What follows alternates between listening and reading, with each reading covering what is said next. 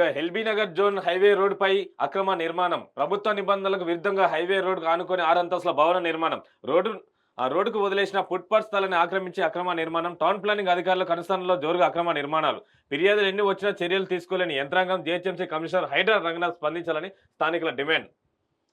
ఇదెక్కడ మనకి ఎల్బీ నగర్ అంట. హ్మ్. నిబంధనలు ఎంత ఎంత పటిష్టమైతే ఏ లాభం? ఆచరించే అధికారి అవినీతిపరుడైతే అంతా వృధానే. LB Nagar zone Hastinapuram division Sagar highway అనుకొని దర్బార్ ఎదురుగా survey number 58 flat number 3 APSP colony Hastinapuram village highway road footpath state bank స్థలాన్ని ఆక్రమించి జీహెచ్ఎంసీ నుంచి ఎలాంటి అనుమతులు తీసుకోకుండా లోతైన సెల్లార్ తోడి 5, 6 అంతస్తుల భారీ కమర్షియల్ నిర్మాణం చేపడుతున్నారు.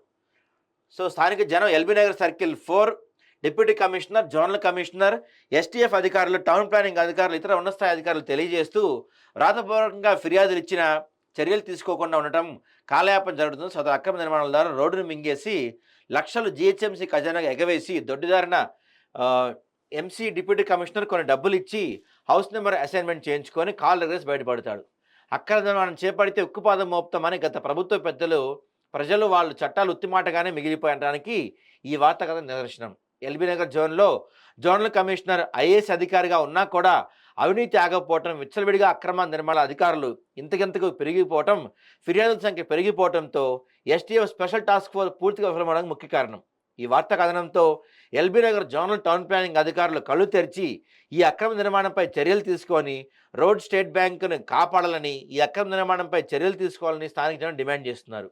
ఈ విషయంపై రంగనాథ్ కూడా దృష్టి సారించాలని డిమాండ్స్ వస్తున్నాయట.